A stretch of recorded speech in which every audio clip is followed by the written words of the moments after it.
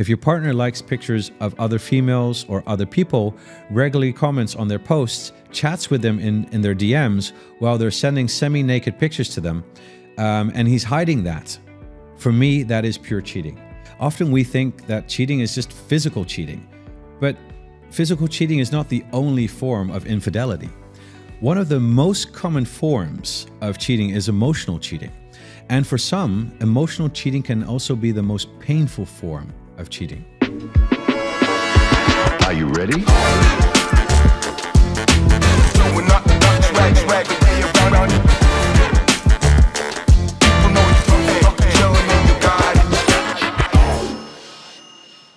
Welcome back, everyone, to my podcast, Red Flags, Green Flags, Modern Psychology for Everyday Drama.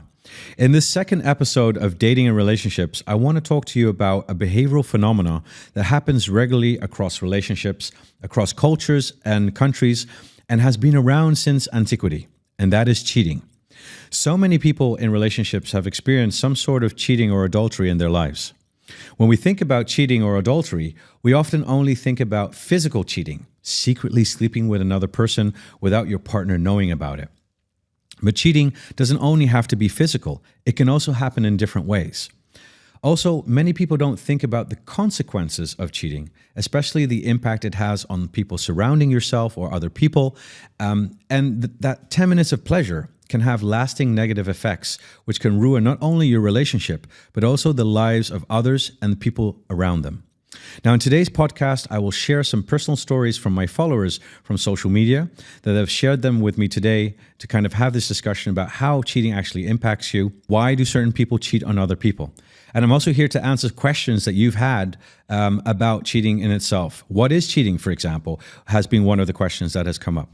And also, I'll try to cover some of the startling statistics about how many people actually cheat who are in a relationship married. And if time permits, I'll also share with you who cheats more, men or women, and also I'll explain why. Everything you need to know about cheating. So grab a coffee or some tea, get comfy, and enjoy today's episode. So let's start with the basics. What is cheating? Well, according to Webster's dictionary, cheating is defined, or infidelity is defined, as the act of having a romantic or sexual relationship with someone other than one's husband, wife, or partner. Now, this doesn't only have to include having sex with someone, but it can also include kissing or cuddling very intimately with someone else who is not your partner. If you are in a monogamous relationship and you're being intimate with someone in a non-consensual way, then this is considered cheating. What's also very interesting to discuss about cheating is that not everyone chooses to be in a traditional monogamous relationship nowadays. People choose to be friends with benefits, or non-exclusive, as a lot of people like to call it, or want to be in an open relationship.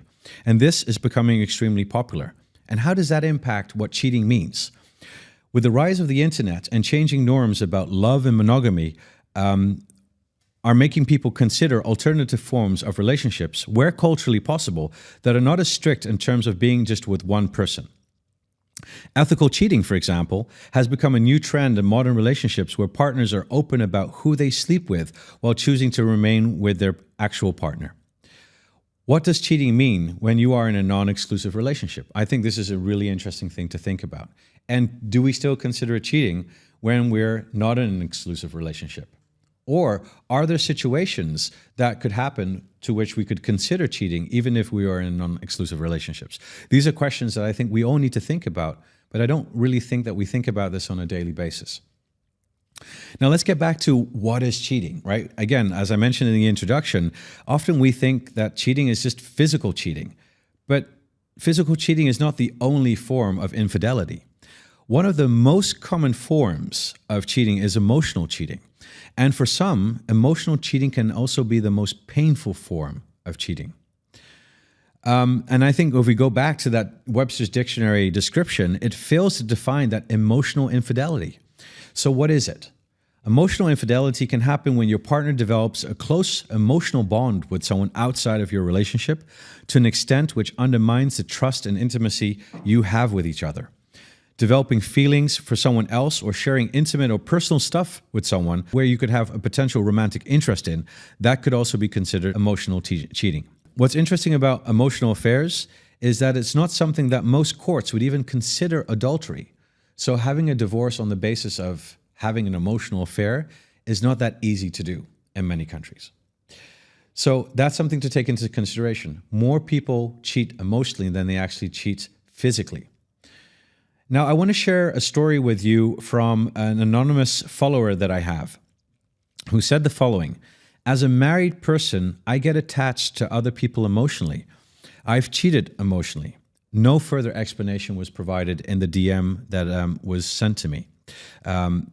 So what's very interesting here, this person did mention that they were in a long-term marriage.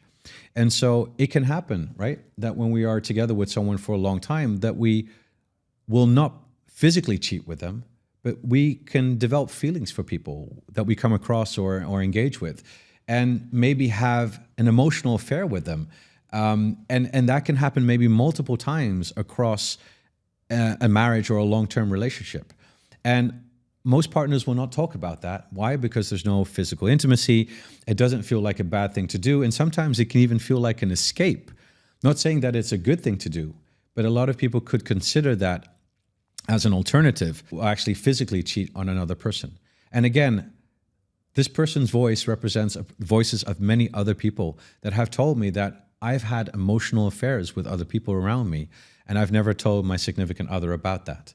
And when I ask them, how does it make you feel? And then one way they say, well, I needed this, or I felt that I was missing out on something, or I wasn't getting that attention from my partner. But because, I want to stay true to my vows and I don't want to hurt them, that I don't want to physically cheat on them. And so therefore, having that emotional affair with that other person kind of made me feel that I could fulfill that one need that I was missing out on, but at the same time, not hurt my partner. So what's very interesting about emotional infidelity is that it happens more than we actually think it does. And at the same time, we often just kind of discount it, but it can be extremely painful for both men and women who experience emotional cheating. Now, with the rise of the internet, so this is another form of cheating as well. With the rise of the internet and social media and, of course, dating apps, now digital infidelity or cyber cheating has now become a big thing as well. So what is this? Before I get into the details of what this is, I want to share another story with you from someone who shared their personal perspective of this question, asking themselves, is this really cheating? Yes or no? This person said, "Good afternoon. I have a question for you for your podcast today. If your partner is messaging with other females, like liking their posts or social media and hiding it from you, when you intrude the phone to get the confirmation of your suspicions, he accuses you of being indecent. All of it is considered cheating, isn't it, Dr. Fennick?" In this case, I would have to say yes. But where are the lines? When is it cheating and when is it not cheating, for example? And I think when it comes to this kind of cyber cheating, it becomes very unclear. So let's dive first into what is cyber cheating. This kind of digital infidelity is when your partner engages in a cyber relationship with someone or sends, for example, romantic or sexual text messages or DMs to someone, often who they don't know, online. Nowadays, it's so easy to send someone a message. Like 30, 40 years ago, if you wanted to meet someone, we didn't have a mobile phone back then. You'd actually have to have a conversation with someone. Now, when you're bored, you just flip out your phone, switch on your app, and you can actually speak to a random person that you've never spoken to. And so that's basically what is facilitating this kind of digital infidelity. But when is it? This is the big question. When is it considered cheating? Digital infidelity can also be considered if your partner keeps contact with their exes or people who they know they could engage with in a sexual or romantic way again. So that is also another idea or form of digital infidelity. Now, again, it's really hard to decipher, liking someone's pictures, is that cheating? Maybe it's just being friendly to another person. And for one person, their perception of cheating is so much different than someone else.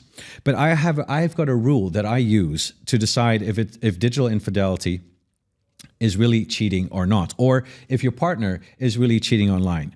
And this rule is if your partner keeps his contact or her contact with another person a secret, for example, doesn't tell you about that specific contact, or uses fake names for people, or deletes messages from their text messages or their social media, then I actually consider this digital infidelity or cyber cheating.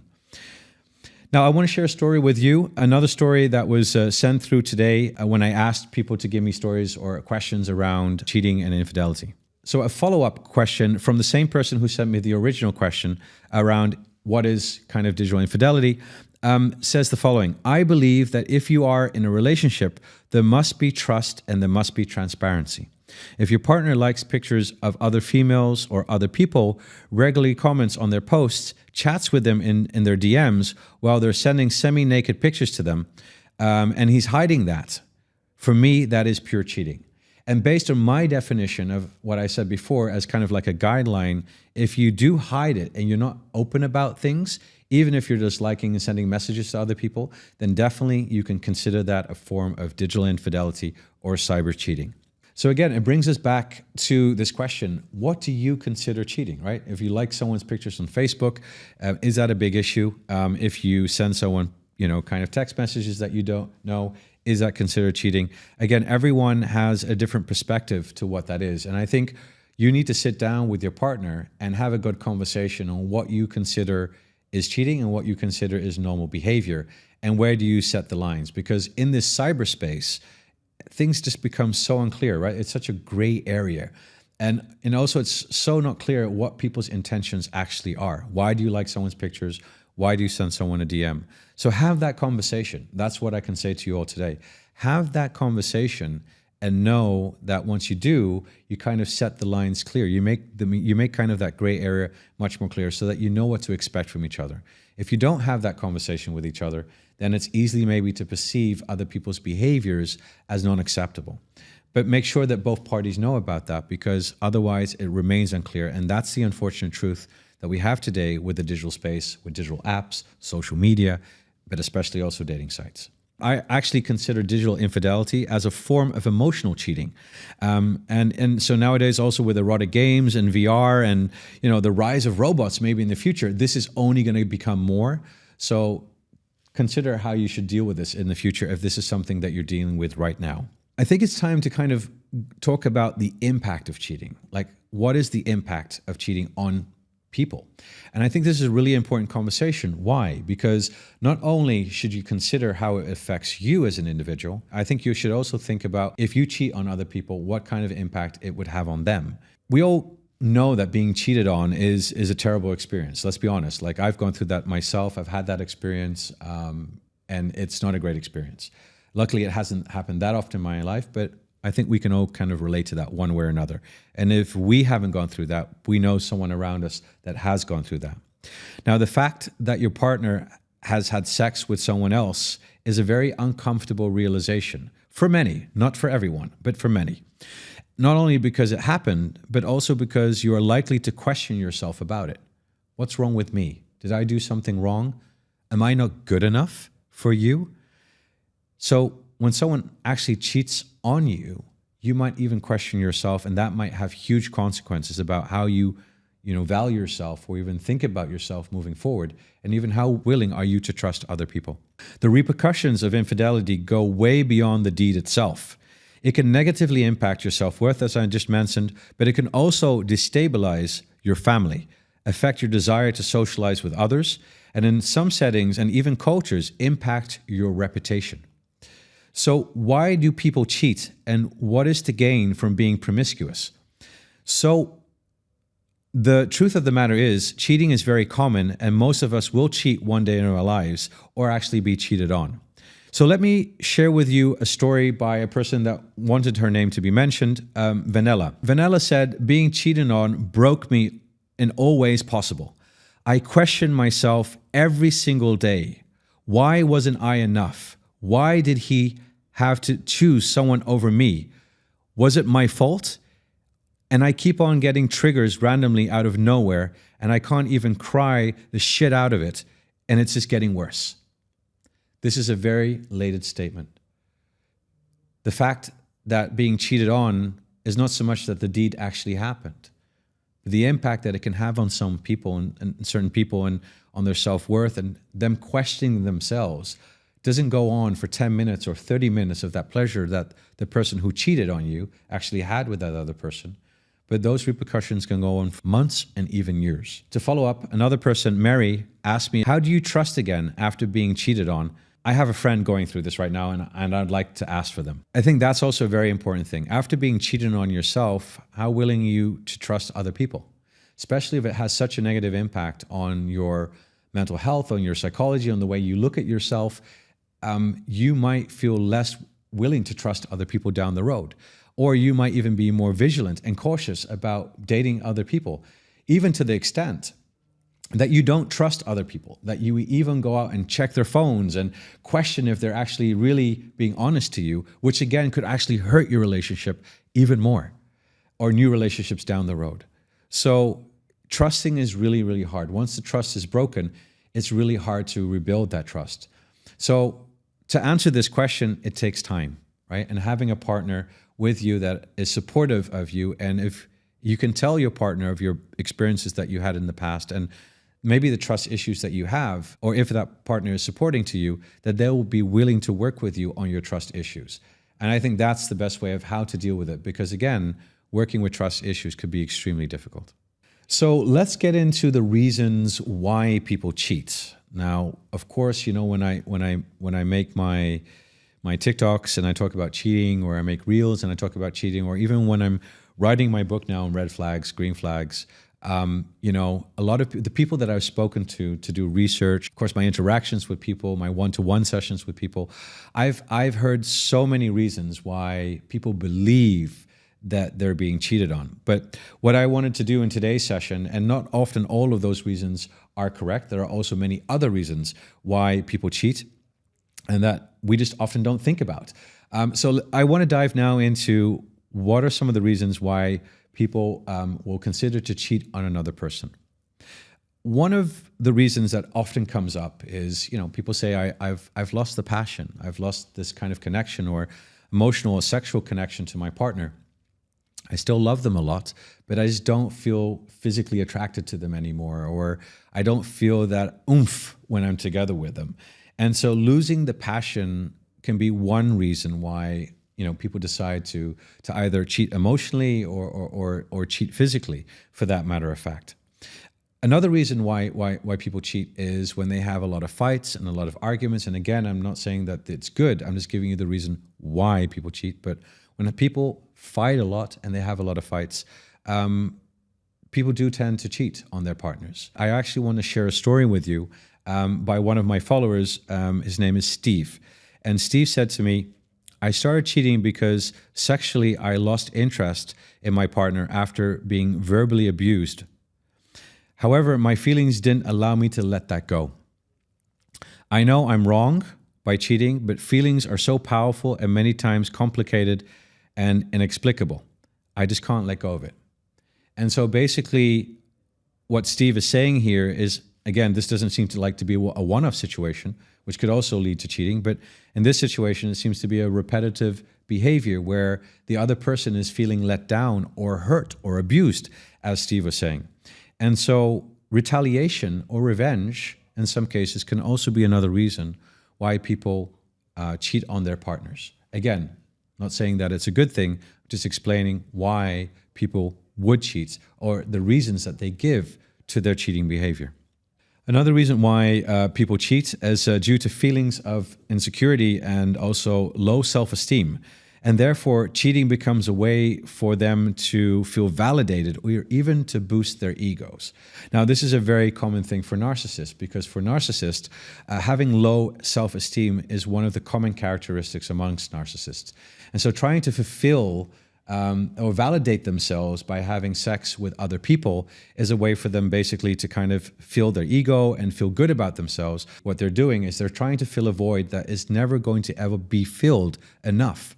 So the moment that they feel triggered to eventually, when they want to feel validated or they feel that they're feeling insecure, that very often then, if cheating is the way that they can help them overcome that feeling, that's what they will do and continuously do so. So another reason why people cheat is because of one-off situations. You know, sometimes people travel somewhere and they happen to be in the lobby of a hotel and they bump into someone, they have a conversation, they start to get drunk, and maybe it happens. Again, it's not good that it happens, but One-off situations could also be another reason why people cheat.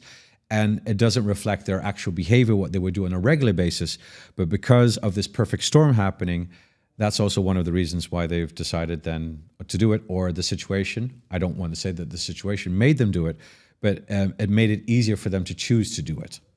Now, what's also very interesting, what a lot of people don't consider in relationships, is that especially in long-term relationships where people have been together for many years, is that for both men and women, their desires or sexual desires over time can change. Some people have different interests or develop new sexual desires that they previously did not have. Or eventually feel that they're more open and willing to explore new things with their partner.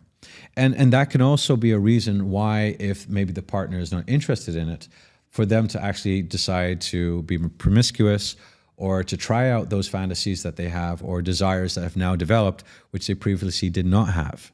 And so that's also a very common reason why people would decide to cheat. So now this brings me to a very interesting question, a question that I often get when I talk about this topic with people. Who cheat more, men or women? So I promised to give you the juice, and here it comes. So again, as I mentioned, this is a very popular question, and a question many studies are also trying to answer. So it's not just on my own opinion about this, but what also a lot of studies and a lot of trade papers have wanted to investigate and see if they could come up with an answer for this. Especially in today's world with, this changing gender norms and what, one would expect shifts to take place. And instinctively, you would say, yeah, come on, it's so clear, right? Men cheat more. It's in our DNA. However, remember what we said, there are various forms of cheating. And so cheating can happen at different stages of your life, and cheating can be more frequent in certain communities or other cultures than others. A more nuanced answer to this question is required before I can give you a really good answer to this one. So when it comes to physical cheating, let's start with that. It seems that men cheat more. Okay, and that's according to studies. According to the U.S. General Social Survey by the Institute for Family Studies, investigating infidelity amongst heterosexual married couples in the U.S., found that on average, 20% of men cheat physically. 20%. That's 1 out of every 5 couples. While for women, that number was 13%. Still 13%, but for men, it was 1 out of 5. Two interesting findings in their study are that married women in the age of the category, in the age category of 18 to 29, cheat slightly more than men do. I thought that was very interesting. So men in that age category, 18 to 29, about 10%, but women 11%. So that was very interesting. That's the only category, the age category, that women cheat more than men physically. And infidelity rates amongst men reaches its highest point between the ages of 70 to 79 years old. About 26%, according to their survey, of that age category of older men cheat frequently or cheat. So another very interesting statistic, according to the same survey, when it comes to emotional infidelity, the U.S. General Social Survey cites that women are more likely than men to cheat emotionally. Interestingly, women are more likely to be negatively impacted by emotional affairs than men. The opposite is true for men. So we already know that men, according to the statistics, cheat more physically than women do. But they also find that when women cheat physically, that they find that more impactful or hurtful than when they cheat emotionally. So it's interesting. When the things that we do ourselves, we find worse for the other person. So I have a contribution from one of my followers in terms of being cheated on and what her perspective was and how it affected her, or also what some of the reasons were why she was being cheated on. Cheating. My now ex-husband cheated on me with a large group of Philippine women. He was cheating with them, sending inappropriate pictures and money, always online, as we live in Spain. According to him, I was overreacting and there was nothing wrong with it, making me feel I was the crazy one and he was the good guy, helping these women with money. 3 years after our divorce, I'm still in therapy, trying to figure out how to ever trust anyone again, including myself, for my bad choice of husband and father. We were married 25 years, and we have 2 sons. So this is a very interesting case. They were married for such a long time, and Matilda basically heavily affected by being cheated on, and apparently her ex-husband, was getting in contact with people abroad, and was sending money, and after talking with her a bit, sending naked pictures or half naked pictures, and engaging in that way in a non-consensual way. And then when she addressed it, he was telling her that she was the problem. So again, it's a very complex situation because we don't know really what happened in this situation and why eventually he was doing that. And when I spoke to Matilda, she was telling me that initially he was such a great guy, but eventually he just kind of became very insecure about his own abilities and his abilities to take care of me and the family. And so what was very interesting here, she says he chose the easy way out. And without going into the reasons why he did it or what he did, but more in the sense of how he made her feel and the impact of the fact of he telling her, like, you're ridiculous, it's your fault, or completely ignoring her. And she having to go through that experience, that has a huge impact on her. Why is it so hard to trust? And especially when, it happens to you on a regular basis and it's your partner and he or she is gaslighting you and making you to second guess or doubt yourself and your own reality, this can have tremendous impacts, right? It can have a tremendous impact on how you feel about yourself, but even afterwards, like, even if you want to even still be with another person. And a lot of people nowadays are choosing not to be with another person because out of fear that, if my husband did this to me and I have kids with that person, or my wife did this to me, or my girlfriend or my boyfriend, whatever, that you'd think that more and more people would do that. So again, this just shows you that how impactful cheating can be, not just on the short term, but also on the long term. So let's dive into what are some of the red flags and what are some of the green flags in terms of cheating and long-term relationships, and what are some of the things that we have to watch out for, right? So red flags are those warning signs, and green flags are those indicators that your partner's doing the right thing for you or showing you that they're being the best person that they can be.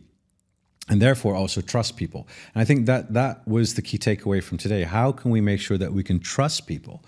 So, and again, if we have these bad experiences, if we've been cheated on, we're probably less likely to trust other people.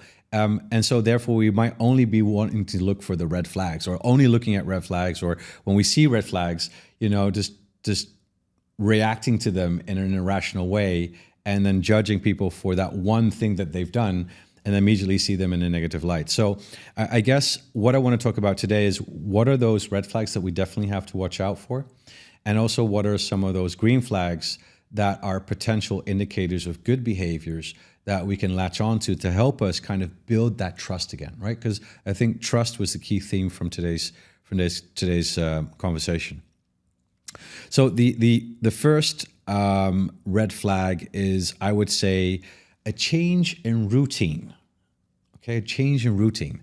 So if you start to see a change in routine, in someone's pattern, how someone works, or maybe how, especially if you've been in a relationship for such a long time, you will quickly notice if people change their styles. They work much more later, much more longer. They stay away from you much more longer. Even change of routines in the bedroom, right? New movements in the bedroom. That's also a change of routine, could potentially indicate that your partner might be cheating on you. Now, of course, it's not a clear indicator, but it's definitely a red flag to take into consideration. And so being mindful of that, and then thinking about why is this change happening, what's happening to the other person, I think that is something to look out for. Again, it doesn't have to mean that they're actually cheating on you, but it's definitely an indicator of change in behavior, because we're creatures of habits. We like to do things routinely, and much of our behaviors are very automatic. So the moment that we intentionally make a change to our existing routines means that we're motivated to make that change. So changes in behaviors can definitely be a potential indicator that something might be going on. Think about it also in the perspective of interest, mood. Is your partner not paying attention to you anymore? Is talking more loudly? Is being ruder or getting more aggressive? If you see specific changes in your partner's behaviors, that's definitely an indicator that something is happening. Again, doesn't have to mean that your partner's cheating on you, but there is something happening in your relationship, and maybe it's time to kind of take a step back and start reflecting. Another clear red flag is when your partner is starting to become more secretive. So, they're having conversations with someone that you don't, they're taking the phone away, they're turning their phone upside down, they've changed their passwords on their phones or on their computers. When you start to see that your partner is becoming more secretive, I think that is also a red flag to watch out for and to see why they're behaving that way. Are they not sharing information with you anymore? Are they being secretive about who they spoke to? Those are definitely indicators that you should definitely watch out for and consider if something's going on. And again, if we don't trust people and we have that natural inclination to not want to trust people, then any slight behavior can be seen as secretive, maybe, if something's off. So do try to be mindful. Try to reflect, as much as possible on yourself and say, am I really being oversensitive right now, or is my partner's behavior really off at this stage, right? So be reflective as much as possible, especially if you've been hurt in the past. You might be much more sensitive to changes in your partner.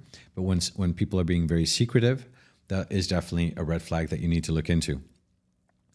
Another red flag, I guess, to potentially indicate that someone might be, losing interest in you or might be cheating on you, is when they become distant from you. So, you might have relational problems, you might be fighting, and then eventually your partner starts to take distance from you. And again, taking distance is a very normal thing to do, especially if you don't want to get into too many confrontations. But really, when you feel that your partner is becoming emotionally distant from you, again, that doesn't have to mean immediately that someone else is cheating, but it could definitely mean that, they're not feeling attracted to you anymore.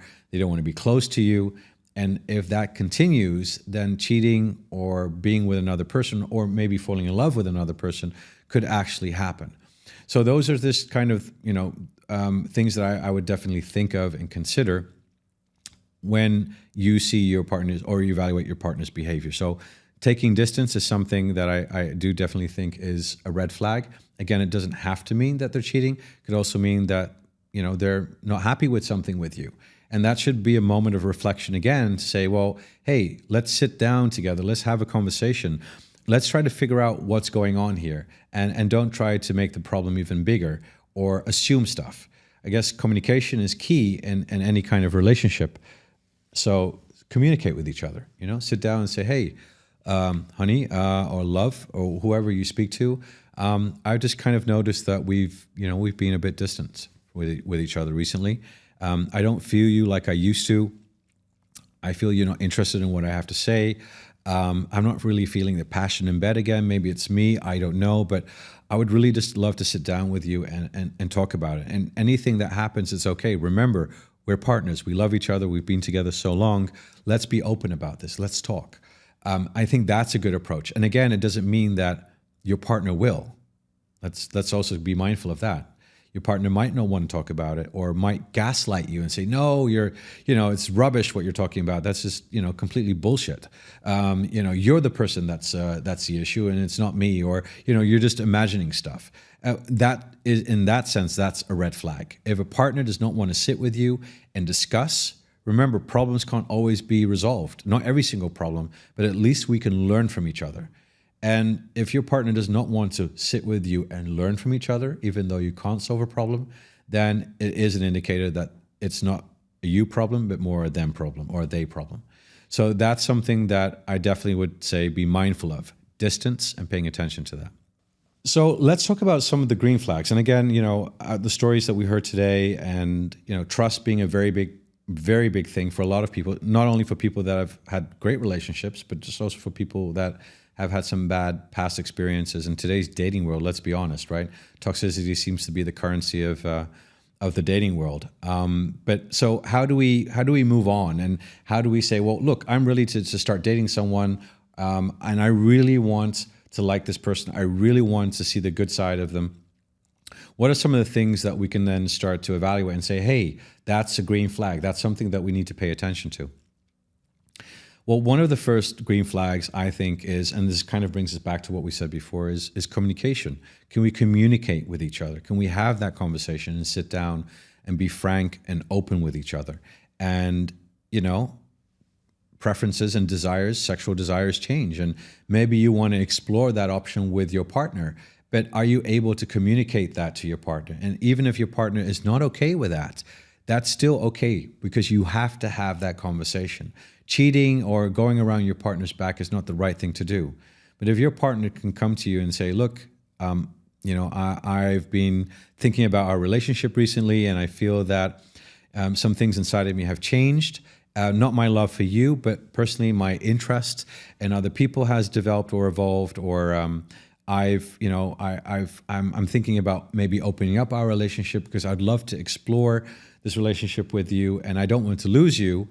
You're better having that than having someone who doesn't say anything to you and cheats behind your back. At least that gives you the opportunity to have that conversation with your partner and say, look, I really respect the fact that you've told me that and that you're open about that. And I'm not okay with it, but I'm going to tell you why that I'm not okay with it. And then you can find a way to deal with that. Maybe you take a break from each other. That's also another solution. But at least you have that conversation to find a potential resolution that you both feel good with. Maybe, you know what? You're thinking, I think that's pretty interesting. I was also thinking about spicing up my life with you. I didn't think about having this conversation, but the fact that you did, I'm happy to have that conversation with you, and let's explore that. But let me be honest. I mean, if I don't like it, I'm going to tell you that I don't like it. So communication is key. 101, communication is so important. Definitely a green flag in terms of long-term relational success. Number two, your ability to resolve conflict, I think, is extremely important. And I think that's also a green flag. And remember, when we fall in love with someone, again, talking about dating, we tend to see the great things about them. Oh, you're so beautiful, you're so nice, I love everything about you. And, everything is so rainbow colorish, or everything is so pink colorish because life just looks so good to you. But we also need to take into consideration, when you actually fall in love with someone, you also fall in love with those aspects of them that they still need to further grow upon or develop, or their childhood trauma or other experiences that they had in their lives, and which makes them respond in a not so great way. So remember that with every person you bring on board that you actually commit to or have a relationship with, you bring both the good side as well as the bad side. And you as well. You also bring that to the other person. And so how do you respond in a certain situation, or how do you deal with difficult situations? In some circumstances you might be really great, but in some circumstances your partner or a certain situation might trigger you or trigger past traumas inside of you, and your ability to deal with that in a relationship is extremely important. And so if you can say to each other, we're here to be for each other, we're here to grow together, but we're also here to help us heal, I think that's also a really, really healthy way to work with each other in relationships, and to know that the other person has that ability to deal with conflict effectively. So what are some examples of how to deal with conflict effectively? Being able to know, to identify when you get heated or when you get triggered. And if you are someone who's very emotional, that you can say, okay, you know what? I think I need to walk away for a moment. And I need to kind of give myself some space, and I'll come back and we'll sit together and I'll explain things to you, and let's diffuse the emotion, and let's kind of bring it to the level of assumptions and discuss what's really going on here. I think that's a really good skill set of being able to deal effectively with conflict. Another example of good conflict management resolution is your ability to, have an open discussion, tell the other person what you don't agree with, Also be candid about what you want and what you dislike, and to also say that to yourself that we're having this conflict because we don't want to fight with each other, but we want to find a way to grow together. So conflict doesn't always have to be a bad thing. Actually, conflict can be an amazing opportunity to learn more about each other and to get better with each other. So if you see conflict as a learning opportunity, I think that's an amazing green flag, and is also an amazing skill set to have in terms of conflict resolution. So that's what I think that second green flag is, being able to deal with conflict effectively. The third green flag, I would say, is being supportive. Being supportive and empathetic. So being able to read your partner, and if you see that your partner has trust issues, that you can, as a partner, can say to the other person, hey, I can see that, maybe you don't want to go out too much and you'd rather stay in and spend more time together that way. And I've noticed that behavior in you a couple of times, and your suggestions and what you've been asking for, and also what you don't like to do. Can you maybe just tell me why that is? And could you share with me why you feel that way? So being able to read the other person, communicate to them what you see, what you hear, what you feel. And that is something that can show your partner, wow, you're really listening to me. You really feel me. And you want to support me. And part of building trust is having positive exchanges with the other person. And then them reciprocating to you. And then saying, wow, my partner really trusts me. This person is definitely someone different than I had in the past. I need to give my partner the chance, because I see that he or she is really showing that empathetic side and supportive side. I need to reciprocate, right? And I think seeing that and also reciprocating to your partner in that perspective, when you do see that there are supportive and empathetic, is definitely also a green flag. It's good for relationships, but being able to find that in your partner, super important, right? So definitely a green flag. So those were some green flags and red flags. I could go on for ages about green flags and red flags, especially when it comes to cheating and relationship and dating. So yeah, my book is coming out at the beginning of next year. And of course, these podcasts are here to kind of facilitate those insights and, bring more voices of my followers and more of my insights and experiences into the table to kind of to discuss these topics that are often just kind of taken for granted, or very hard to kind of think of when we're actually in that moment of experiencing, in this case, cheating. So hopefully this podcast today was able to give you a broader perspective to what cheating is and what different forms are of cheating and the impact that cheating can have on you. But hopefully today's insights can help you to reflect on yourself and how you evaluate other people, and also how you can start trusting other people more, even if you've been in bad relationships in the past. It's hard to trust. You know what they say, it takes years to build trust, and it can take a second to break it. But I hope that today's conversation, for those people who are listening that have been cheated on, that you feel slightly more confident today to rethink about being with someone, and also to look at their good sides, try to look for their green flags. And for those people that cheat or have cheated or plan to cheat, maybe even after listening, not after listening this, but are planning to cheat because they were planning to do something today or tomorrow, just think about the consequences that cheating has. 10 minutes, 20 minutes, 30 minutes of pleasure might not be worth the pain that you will have, the pain you will cause the other person and the people surrounding them as well. So thanks for listening and tuning in today, and definitely stay tuned for more podcasts on relationships and dating, and of course, red flags and green flags. And I also like to say to those people who are not following me yet on Instagram or on TikTok, my Instagram reel is Modern Day Psychologist, so Modern Day Psychologist or Dr. Ali Fennick. And on TikTok, I am also Modern Day Psychologist or Dr. TikTok. And if you'd like to be featured in one of my next episodes, or please do pay attention to the prompts that I send out through my stories, because I'd love to hear from you and embed your stories into my podcast so we can reflect more on your own personal experiences moving forward. Thank you so much again, and tune in for my next podcast coming soon. Are you ready?